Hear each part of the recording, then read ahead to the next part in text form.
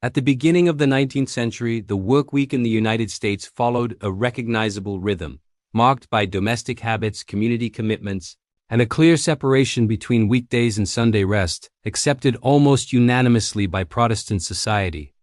In small towns of New England and the developing Midwest, Saturday was just another workday, dedicated to commerce, agriculture, and domestic tasks. Sunday in turn was socially protected by civil laws, public expectations, and customs inherited from the Puritan tradition.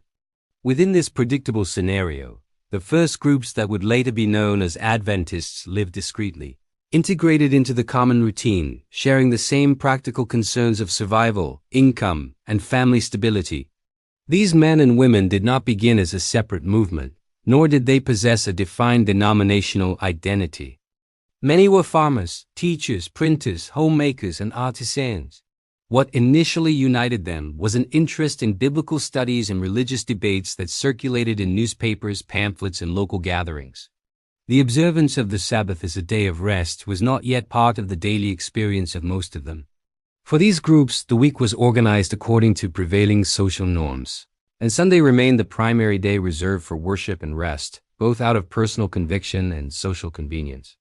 The change began gradually, almost domestically, without public announcements or visible ruptures. Reading Sabbath publications, especially those from small Seventh-day Baptist circles, sparked curiosity in some homes. The idea of a weekly rest on the seventh day did not arise as a gesture of cultural opposition, but as a private adjustment of conscience. Initially, the decision to set aside the Sabbath was experienced within the home, with a reorganization of tasks, anticipation of work, and family conversations about schedules and priorities.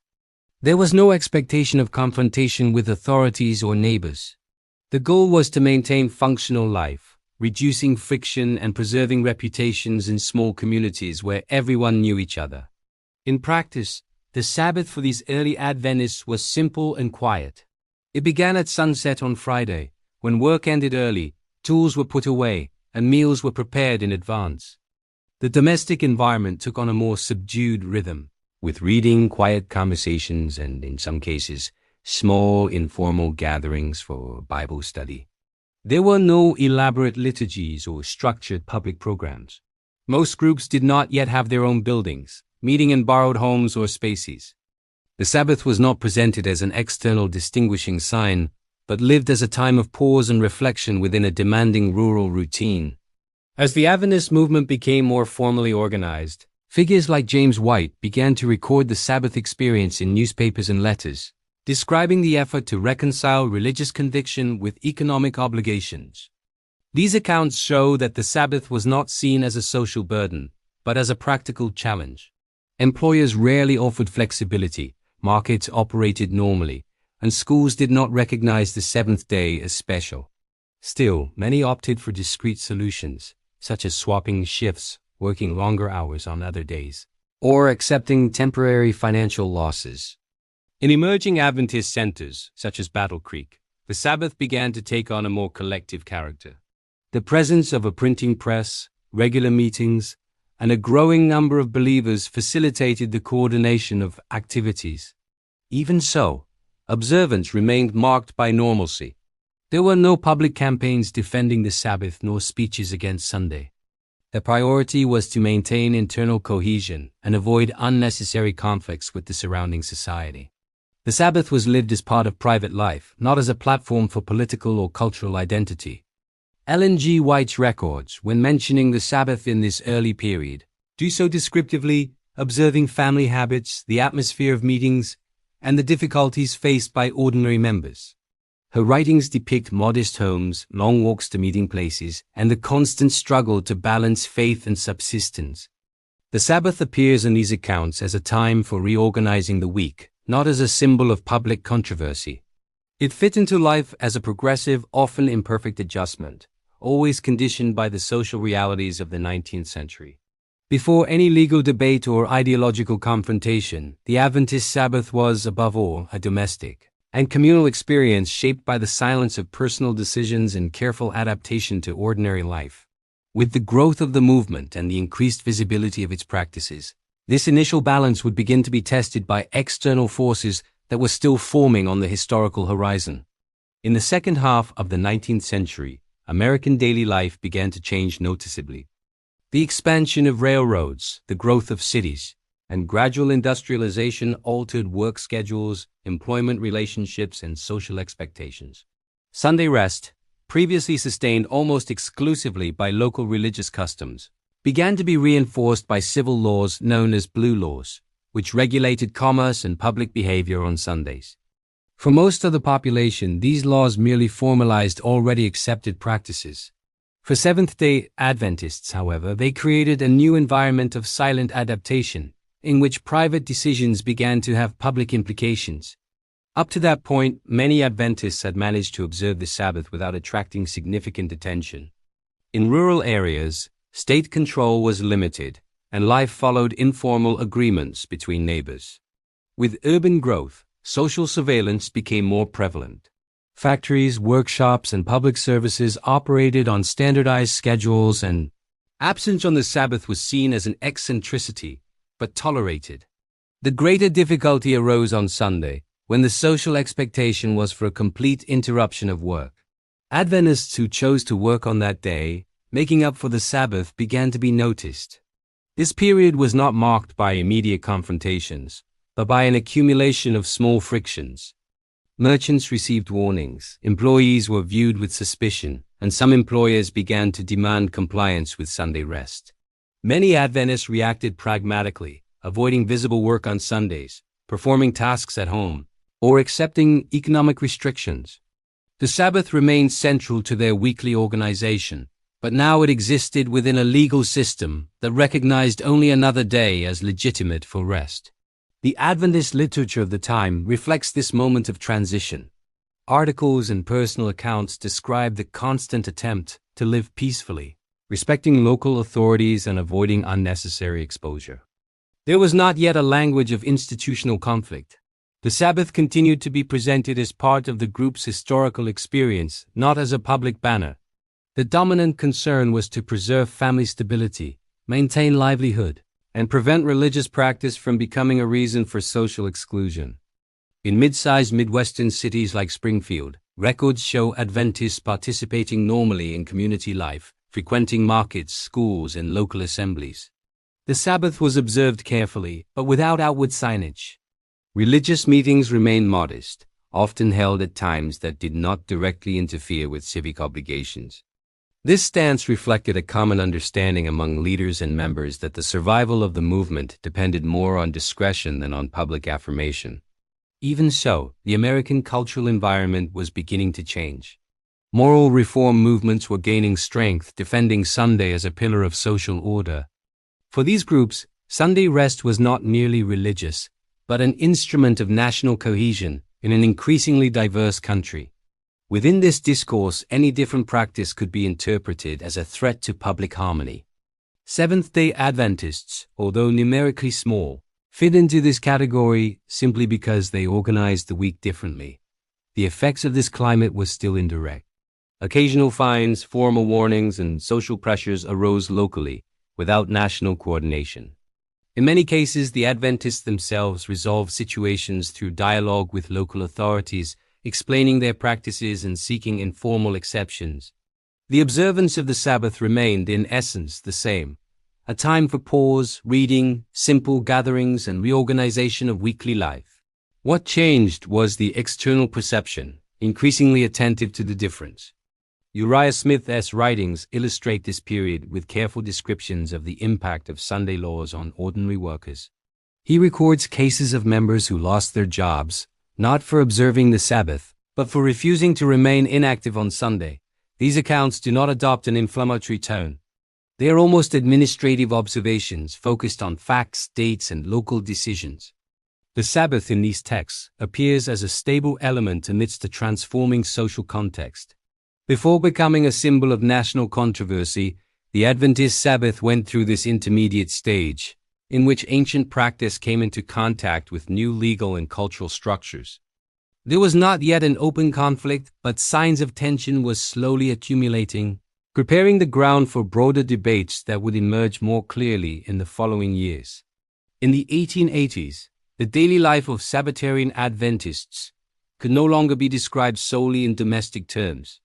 The movement's numerical growth, the expansion of its publications, and the more frequent movement of its members between different states created a visibility that had not previously existed. The Sabbath continued to be observed in the same basic way, with work ending at sunset on Friday and simple meetings throughout the seventh day, but now this practice took place in a social setting more attentive to religious differences. The initial normality gave way to a more cautious coexistence with civil authorities, employers, and neighbors. This period coincided with the strengthening of legislative initiatives that sought to standardize Sunday rest at the state and national levels. For many citizens, these proposals were seen as a natural extension of American Protestant morality. For Adventists, they represented increasing state interference in the organization of the work week. Even so, the initial reaction was not one of open confrontation. Most members continued to adjust their routines in practical ways, accepting limitations, changing professions, or migrating to more tolerant regions. The first lawsuits involving Adventists emerged in a scattered manner. Small farmers were fined for working on Sundays, artisans were detained for keeping their workshops open, and street vendors were questioned by local authorities. These cases were not treated as symbolic examples at that time. They were concrete problems faced by ordinary individuals, often resolved with the payment of fines or short detentions. The Sabbath continued to be observed with the same reserved spirit, without alteration to its structure or inner meaning. As these episodes accumulated, Adventist leaders began to record them more carefully. Denominational newspapers began publishing detailed accounts with names, locations, and court decisions. The tone of these texts was factual, almost documentary. The main intention was to inform members scattered throughout the country about practical risks and possible strategies for coexisting with the law. In these accounts, the Sabbath did not appear as a deliberate provocation, but as a constant practice that clashed with an expanding legal system. In this context, figures like Alonzo T. Jones gained prominence for their public advocacy of religious freedom. His speeches and articles did not alter how the Sabbath was observed in the daily lives of members, but they did change how this practice was explained outside the Adventist circle. Jones argued from constitutional, historical, and legal principles, avoiding devotional language. For many ordinary Adventists, this approach offered an intellectual framework for understanding experiences that previously seemed like isolated personal difficulties. The debate gained greater national prominence with proposals such as the so-called National Sunday Law, which sought to establish Sunday as a day of rest throughout the country. Even without being approved, the proposal increased the attention of the press and religious leaders on groups that did not follow the dominant pattern. Adventists began to be mentioned in secular newspapers, not for their theology but for their distinct weekly organization. The Sabbath ceased to be invisible. Despite this growing exposure, Sabbath observance within Adventist communities maintained its simplicity. There were no liturgical changes nor attempts to turn the Sabbath into a public act of resistance. Meetings remained modest, centered on reading, singing, and conversation. Families continued to prepare food in advance, organize the week's work, and avoid activities that would draw unnecessary attention.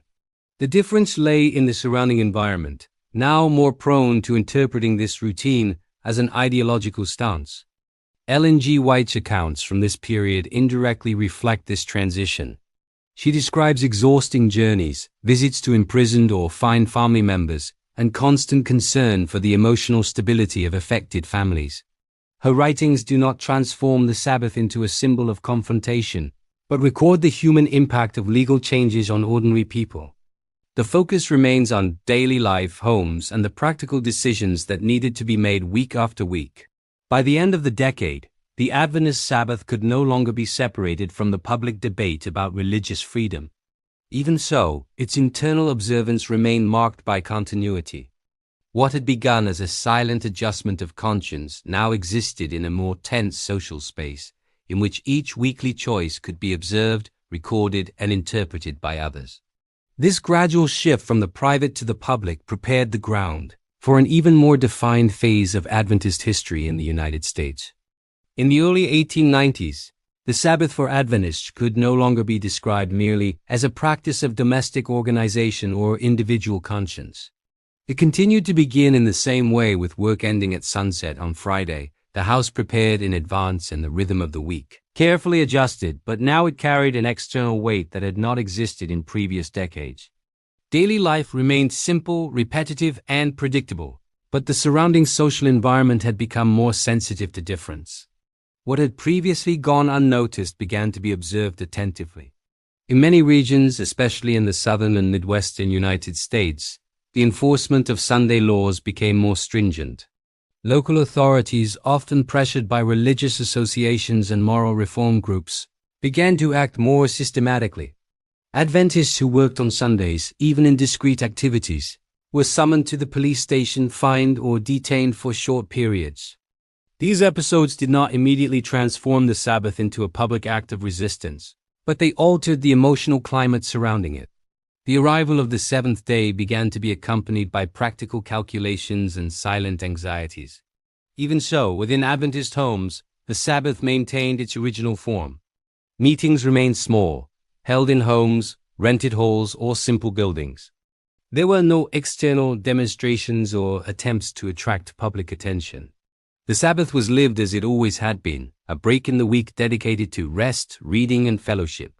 The difference lay in the anticipation of what might happen outside that protected space. Families discussed possible visits from authorities, the financial impact of fines, and difficult work-related decisions. With the increase in records of arrests and legal proceedings, the Adventist discourse began to consolidate around the idea of religious freedom, not as a slogan, but as a historical and constitutional category. Publications began to archive cases, dates, and decisions, creating a collective memory of what was happening. The Sabbath in these texts appeared less as a theological theme and more as a concrete element of civil life, capable of exposing the limits between individual conscience and the power of the state. The public activism of Adventist advocates for religious freedom broadened this perception. In hearings, articles, and debates, arguments were presented based on American history, the separation of church and government, and the diversity of religious practices existing in the country. This movement did not alter how the Sabbath was observed in homes and communities, but it redefined its historical significance. It ceased to be merely an internal custom and came to represent a point of contact between a minority group and the nation's legal structures. Accounts from this period show that many Adventists continued to seek practical solutions to avoid conflict. Some changed professions, others moved to more isolated rural areas, and many accepted financial losses as an inevitable part of life. The Sabbath remained the same in content and form, but demanded increasingly conscious choices. The normalcy described in the early years of the movement was no longer possible in the same way, although the desire to preserve it remained. Ellen G. White's later writings record this period with attention to human detail. She mentions families temporarily separated by arrests, children coping with the absence of their parents, and communities organizing mutual aid to cope with fines and loss of income. These records do not transform the Sabbath into a heroic symbol, but they show how a simple weekly practice came to have real consequences in social life. The Sabbath continued to be observed discreetly, even when it was no longer possible to keep it invisible. By the end of the 19th century, the controversy surrounding the Adventist Sabbath was established in the American public sphere. Even so, it is important to note that the practice itself had changed very little since its early years. What had transformed was the context. The Sabbath did not become controversial through a deliberate choice of confrontation, but by remaining the same while the legal and cultural environment around it reorganized itself. It endured for decades as a silent part of Adventist daily life, until it was reinterpreted by external forces as a matter of public order. This contrast between internal continuity and external change helps to understand why the Sabbath occupied such a central place in Adventist historical memory. It did not begin as a banner nor as a protest, but as a weekly habit shaped by ordinary homes and practical decisions. Controversy arose when this normality encountered limits imposed by a transforming society, ending one period and opening another in the Adventist experience in the United States. Looking back at the period before the open controversy, it becomes possible to see that the Adventist Sabbath was not born burdened with symbolic tension or public intention. It was slowly incorporated into the weekly lives of ordinary people, shaped by domestic routines, economic needs, and the constant attempt to coexist peacefully with the surrounding social environment. For decades, this practice existed almost on the fringes of public perception, sustained more by silent repetition than by explicit statements. What has come to be called a controversy resulted from a progressive mismatch between internal continuity and external change. As the American state and culture began to organize collective time more rigidly, practices that were previously tolerated began to be classified, regulated, and, in some cases, punished. The Adventist Sabbath did not substantially transform in this process. It remained the same in content, structure, and intention. What changed was the meaning attributed to it by external observers, legislators, and majority religious leaders. This contrast helps to understand why Adventist records from this period are marked by a descriptive and documentary tone. They neither celebrate nor seek conflict. They record job losses, displacements, brief imprisonments, and family reorganizations as facts of daily life.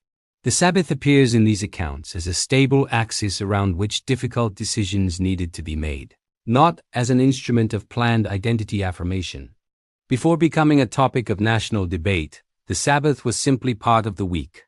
Its early history reveals less about theological disputes and more about how religious minorities adjust their lives within changing social contexts. By acknowledging this pre-controversial phase, it becomes possible to understand the Adventist Sabbath not as an immediate breaking point, but as a continuous practice that has traversed profound cultural changes without losing its essential form, paving the way for the developments that would mark the new century.